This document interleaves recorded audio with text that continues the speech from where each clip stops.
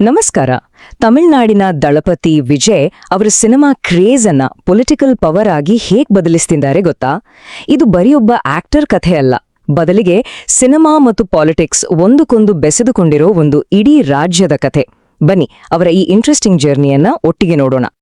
ನೋಡಿ, ಈ ಡೈಲಾಗ್ ಬಂದಿದ್ದು 2010ರಲ್ಲಿ ಸುರಾ ಸಿನಿಮಾದಲ್ಲಿ. ಅದೇ ಇದು ಸುಮ್ಮನೆ ಒಂದು ಫಿಲ್ಮ್ ಡೈಲಾಗ್ ಆಗಿ ಉಳಿಲಿಲ್ಲ.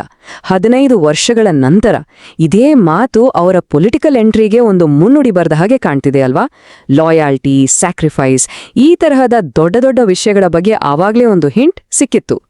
ಓಕೆ, ವಿಜಯ್ ಅವರ ಪಾಲಿಟಿಕ್ಸ್ ಬಗ್ಗೆ ಅರ್ಥ ಮಾಡ್ಕೋಬೇಕು ಅಂದ್ರೆ ಮೊದಲು ನಾವು ತಮಿಳ್ನಾಡಿನ ಪೊಲಿಟಿಕಲ್ ಸ್ಟೇಜ್ ಅನ್ನೇ ಅರ್ಥ ಮಾಡ್ಕೋಬೇಕು. ಯಾಕಂದ್ರೆ ಅಲ್ಲೇ ಇರೋದು ಅಸ್ಲಿ ಕಥೆ. ಯಾಕಂದ್ರೆ ತಮಿಳ್ನಾಡಿನಲ್ಲಿ ಚೀಫ್ ಮಿನಿಸ್ಟರ್ ಆಫೀಸಿಗೆ ಹೋಗೋ ದಾರಿ ಹೆಚ್ಚಾಗಿ ಬಾಕ್ಸ್ ಆಫೀಸ್ನಿಂದಾನೇ ಶುರುವಾಗತ್ತೆ. ಇದು ತಮಾಷೆ ಅಲ್ಲ, ಇದು ಸತ್ಯ. ಅಲ್ಲಿ ಸಿನಿಮಾ ಸ್ಟಾರ್ಡಮ್ ಮತ್ತು ಪೊಲಿಟಿಕಲ್ ಪವರ್ ಅನ್ನೋದು ಒಂದೇ ನಾಣ್ಯದ 2 ಮುಖಗಳಿದ್ದಾಗೆ. ಜನರು ತಮ್ಮ ನೆಚ್ಚಿನ ಸ್ಟಾರ್ಗಳನ್ನ ಬರೀ ಆಕ್ಟರ್ಗಳಾಗಿ ನೋಡೋದೇ ಇಲ್ಲ, ಬದಲಿಗೆ ಅವರನ್ನೇ ತಮ್ಮ ಲೀಡರ್ಗಳಾಗಿ ನೋಡ್ತಾರೆ. ಉದಾಹರಣೆಗೆ ನೋಡಿ, MGR ಇರ್ಬೋದು, ಜಯಲಲಿತಾ ಇರ್ಬೋದು, ಅಥವಾ ಕ್ಯಾಪ್ಟನ್ ವಿಜಯಕಾಂತ್. ಈ ಎಲ್ಲ ದಿಗ್ಗಜರು ಸಿಲ್ವರ್ ಸ್ಕ್ರೀನಿಂದ ನೇರವಾಗಿ ಅಧಿಕಾರದ ಗದ್ದುಗೆ ಏರಿದವರೇ. ತಮ್ಮ ಸಿನಿಮಾ ಇಮೇಜನ್ನೇ ಒಂದು ದೊಡ್ಡ ಪೊಲಿಟಿಕಲ್ ಬಂಡವಾಳ ಮಾಡ್ಕೊಂಡ್ರು. ಸರಿ, ಇದೇ ಪರಂಪರೆಯನ್ನ ಈಗ ವಿಜಯ್ ಮುಂದುವರಿಸ್ತಾ ಇದ್ದಾರೆ. ಅವರ ದಳಪತಿ ಅನ್ನೋ ಇಮೇಜ್ ಇದೆಯಲ್ಲ, ಅದನ್ನ ಒಂದೆರಡು ದಿನದಲ್ಲಿ ಕಟ್ಟಿದ್ದಲ್ಲ, ದಶಕಗಳಿಂದ ತುಂಬಾನೇ ಪ್ಲಾನ್ಡ್ ಆಗಿ ಸಿಸ್ಟಮ್ಯಾಟಿಕ್ ಆಗಿ ಬಿಲ್ಡ್ ಮಾಡ್ಲಾಗಿದೆ. ಅವರ ಪೊಲಿಟಿಕಲ್ ಆಂಬಿಷನ್ ಬಗ್ಗೆ ಹಿಂಟ್ ಸಿಕ್ಕಿದ್ದು ಈಗೇನಲ್ಲ. ಯೋಚನೆ ಮಾಡಿ, 1994ರಲ್ಲಿ ಅವರಿಗೆ ಇಳೆಯ ದಳಪತಿ ಅಂತ ಬಿರುದು ಬಂತು. ಆಮೇಲೆ 2009ನಲ್ಲಿ ಫ್ಯಾನ್ ಕ್ಲಬ್ಗಳಿಗೆ ಅಂತಾನೆ ಒಂದು ಫ್ಲಾಗ್ ರಿಲೀಸ್ ಮಾಡಿದ್ರು. 2013ನಲ್ಲಿ ತಲೈವಾ ಅನ್ನೋ ಸಿನಿಮಾ ಪೊಲಿಟಿಕಲ್ ಕಾರಣಗಳಿಗೆ ಸಿಕ್ಕಾಪಟ್ಟೆ ಪ್ರಾಬ್ಲಮ್ ಫೇಸ್ ಮಾಡ್ತು. ಇನ್ನು 2021ನಲ್ಲಿ ವೋಟ್ ಹಾಕೋಕೆ ಸೈಕಲ್ನಲ್ಲಿ ಬಂದು ಎಲ್ಲರ ಗಮನ ಸೆಳೆದ್ರು. ಸೊ ಪ್ರತಿಯೊಂದು ಹೆಜ್ಜೆನೂ ಒಂದು ದೊಡ್ಡ ಪೊಲಿಟಿಕಲ್ ಮೂವ್ಗೆ ತಯಾರಿಯ ಹಾಗೆ ಇತ್ತು.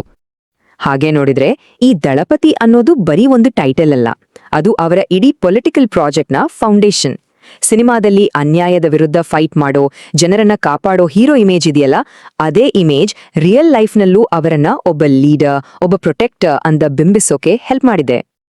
ಆದ್ರೆ ಇಲ್ಲೊಂದು ದೊಡ್ಡ ಪ್ರಶ್ನೆ ಇದೆ. ವಿಜಯ್ ಅವರನ್ನ MGR ಜೊತೆ ಹೋಲ್ಸಕ್ಕಾಗತ್ತಾ? ಪೊಲಿಟಿಕಲ್ ಅನಲಿಸ್ಟ್ ವಾಸಂತಿ ಅವರ ಪ್ರಕಾರ ಇಬ್ರ ನಡುವೆ ಬೆಟ್ಟದಷ್ಟು ವ್ಯತ್ಯಾಸವಿದೆ. ಯಾಕಂದ್ರೆ MGR ದ್ರಾವಿಡ ಚಳುವಳಿಯ ಒಂದು ಗಟ್ಟಿ ಸಿದ್ಧಾಂತದ ಮೇಲೆ ನಿಂತಿದ್ರು. ಅವರ ಫ್ಯಾನ್ಸ್ ಅಂದ್ರೆ ಅವರು ಟ್ರೈನ್ಡ್ ಪಾರ್ಟಿ ವರ್ಕರ್ಸ್. ಆದ್ರೆ ವಿಜಯ್ ವಿಷಯದಲ್ಲಿ ಅವರಿಗೆ ಇನ್ನೂ ಒಂದು ಕ್ಲಿಯರ್ ಆದ ಪೊಲಿಟಿಕಲ್ ಐಡಿಯಾಲಜಿ ಇಲ್ಲ. ಅವರನ್ನ ಹಿಂಬಾಲಿಸೋರು ಹೆಚ್ಚಾಗಿ ಪಾರ್ಟಿ ಕಾರ್ಯಕರ್ತರಲ್ಲ, ಕೇವಲ ಅಭಿಮಾನಿಗಳು. ಸೊ ಇಷ್ಟೆಲ್ಲ ಬ್ಯಾಕ್ಗ್ರೌಂಡ್ ಇಟ್ಕೊಂಡು ಫೈನಲಿ ಕಮಾಂಡರ್ ಪೊಲಿಟಿಕಲ್ ಫೀಲ್ಡ್ಗೆ ಅಧಿಕೃತವಾಗಿ ಎಂಟ್ರಿ ಕೊಟ್ರು. ಅದು 2024ರಲ್ಲಿ. ವಿಜಯ್ ತಮ್ಮದೇ ಆದ ತಮಿಳಗ ವೆಟ್ರಿ ಕಳಗಂ ಅಂದ್ರೆ TVK ಪಕ್ಷವನ್ನ ಸ್ಥಾಪನೆ ಮಾಡಿದ್ರು. ಈ ಒಂದೇ ಒಂದು ನಡಿಯಿಂದ ತಮಿಳುನಾಡು ಪಾಲಿಟಿಕ್ಸ್ನಲ್ಲಿ ಒಂದು ದೊಡ್ಡ ಸಂಚಲನವೇ ಸೃಷ್ಟಿಯಾಯಿತು. ಪಕ್ಷ ಶುರು ಮಾಡಿದಾಗ ವಿಜಯ್ ಕೆಲವು ಪ್ರಮುಖ ವಿಷನ್ಗಳನ್ನ ಮುಂದಿಟ್ರು. ಅದರಲ್ಲಿ ಸೆಕ್ಯುಲರಿಸಂ, ಸೋಷಿಯಲ್ ಜಸ್ಟಿಸ್ ಜೊತೆಗೆ ದ್ರಾವಿಡ ಮತ್ತು ತಮಿಳು ನ್ಯಾಷನಲಿಸಂ ಇವೆಲ್ಲವೂ ಅವರ ಪಕ್ಷದ ಕೋರ್ ಐಡಿಯಾಲಜಿ ಅಂತ ಹೇಳಿದ್ರು. ಇದ್ರ ಜೊತೆಗೆ ಎಲ್ಲಕ್ಕಿಂತ ಮುಖ್ಯವಾಗಿ ಕರಪ್ಷನ್ ಫ್ರೀ ಆಡಳಿತ ಕೊಡ್ತೀವಿ ಅನ್ನೋದು ಅವರ ದೊಡ್ಡ ಭರವಸೆ.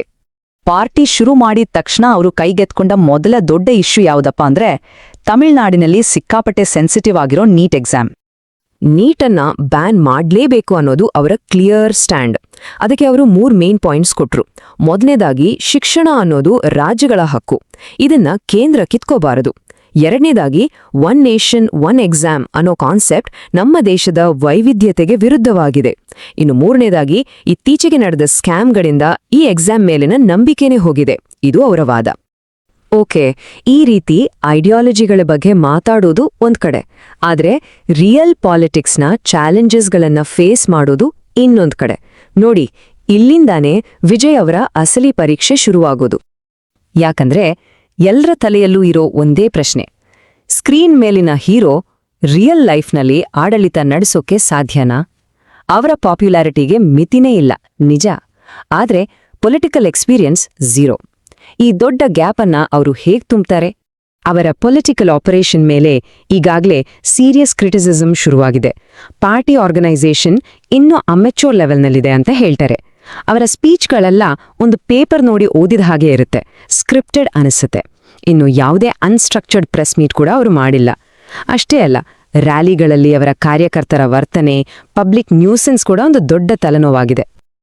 ಈ ಎಲ್ಲ ಟೀಕೆಗಳು, ಚರ್ಚೆಗಳು ನಡೀತಿರೋವಾಗ್ಲೇ ಅವರ ರಾಜಕೀಯ ಜರ್ನಿಯ ಶುರುವಿನಲ್ಲೇ ಒಂದು ಭಯಾನಕ ದುರಂತ ನಡೆದೋಯ್ತು.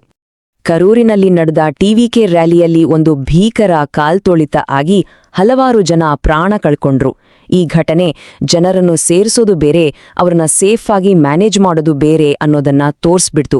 ಪಕ್ಷದ ಆರ್ಗನೈಸಿಂಗ್ ಕೆಪಾಸಿಟಿ ಬಗ್ಗೆನೇ ಇದು ದೊಡ್ಡ ಪ್ರಶ್ನೆಗಳನ್ನ ಎಬ್ಬಿಸ್ತು. ಈ ಟ್ರಾಜಿಡಿಗೆ ವಿಜಯ್ ರಿಯಾಕ್ಟ್ ಮಾಡಿದ ರೀತಿ ಅನುಭವಿ ಆಕ್ಟರ್ ಪಾಲಿಟಿಷಿಯನ್ಸ್ಗಳ ಜೊತೆ ಕಂಪೇರ್ ಮಾಡೋ ಹಾಗೆ ಮಾಡ್ತು. ವೆಟ್ರನ್ ಜರ್ನಲಿಸ್ಟ್ ವಾಸಂತಿ ಅವರೇ ಹೇಳೋ ಹಾಗೆ MGR ಆಗ್ಲಿ ಜಯಲಲಿತಾ ಆಗ್ಲಿ ಇಂಥದ್ದು ಆಗೋಕೆ ಬಿಡ್ತಿರ್ಲಿಲ್ಲ. ಒಂದು ವೇಳೆ ಆಗಿದ್ರೂ ಜಯಲಲಿತಾ ಕ್ಷಮೆ ಕೇಳಿದ್ರು, ಆದ್ರೆ ವಿಜಯ್ ಒಂದು ಅಪಾಲಜಿ ಕೂಡ ಕೇಳಲಿಲ್ಲ. ಈ ಮಾತು ಅವರ ಲೀಡರ್ಶಿಪ್ ಬಗ್ಗೆ ನಡೀತಿರೋ ಚರ್ಚೆಯನ್ನ ಇನ್ನಷ್ಟು ದೊಡ್ಡದು ಮಾಡ್ತು. ಹಾಗಾದ್ರೆ ವಿಜಯ್ ಮುಂದಿರೋ ದಾರಿ ಯಾವುದು? ಅವರ ಈ ಇಡೀ ಮೂವ್ಮೆಂಟ್ ಕೇವಲ ಒಂದು ದೊಡ್ಡ ಫ್ಯಾನ್ ಕ್ಲಬ್ ಆಗಿ ಉಳಿಯುತ್ತಾ ಅಥವಾ ತಮಿಳುನಾಡಿನ ಒಂದು ಪ್ರಬಲ ರಾಜಕೀಯ ಶಕ್ತಿಯಾಗಿ ಬೆಳೆಯುತ್ತಾ? ಪಾಲಿಟಿಕ್ಸ್ಗೆ ಯಾಕೆ ಬಂದ್ರಿ ಅನ್ನೋ ಪ್ರಶ್ನೆಗೆ ವಿಜಯ್ ಅವರೇ ಹೀಗೆ ಉತ್ತರ ಕೊಟ್ಟಿದ್ದಾರೆ. ಒಂದು ಲಿಮಿಟ್ ಆದ್ಮೇಲೆ ನಾವು ದುಡಿಯೋ ಹಣದಿಂದ ಏನ್ ಮಾಡೋಕ್ಕಾಗತ್ತೆ? ನನಗೆ ಈ ಜೀವನ ಕೊಟ್ಟ ಜನರಿಗೆ ನಾನು ಹೇಗೆ ವಾಪಸ್ ಕೊಡ್ಲಿ ಅಂತ. ಸೊ ಜನಸೇವೆ ಮಾಡೋಕೆ ಬಂದಿದ್ದೀನಿ ಅನ್ನೋದನ್ನ ಅವರು ಕ್ಲಿಯರ್ ಮಾಡಿದ್ದಾರೆ. ಸೊ ಕೊನೆಯಲ್ಲಿ ಉಳಿಯೋ ಪ್ರಶ್ನೆ ಇದೇನೆ. ಅಪಾರ ಕ್ರೌಡ್ ಇದೆ ನಿಜ, ಆದ್ರೆ ಈ ಫ್ಯಾನ್ ಕ್ಲಬ್ ಅನ್ನ ಆಡಳಿತ ನಡೆಸುವಷ್ಟು ಸಮರ್ಥವಾದ ಒಂದು ಪಾರ್ಟಿಯಾಗಿ ವಿಜಯ್ ಬದಲಿಸಬಲ್ಲರ? ಅವರ ಸಿಲ್ವರ್ ಸ್ಕ್ರೀನ್ ಇಮೇಜ್ ರಿಯಲ್ ಪಾಲಿಟಿಕ್ಸ್ನ ಕಠಿಣ ಚಾಲೆಂಜ್ಗಳನ್ನ ಎದುರಿಸೋಕೆ ಸಾಕಾಗತ್ತಾ? ಈ ರಿಯಲ್ ಲೈಫ್ ಸಿನಿಮಾದ ಕ್ಲೈಮ್ಯಾಕ್ಸ್ ಹೇಗಿರುತ್ತೆ ಅನ್ನೋದನ್ನ ಕಾಲವೇ ಹೇಳಬೇಕು.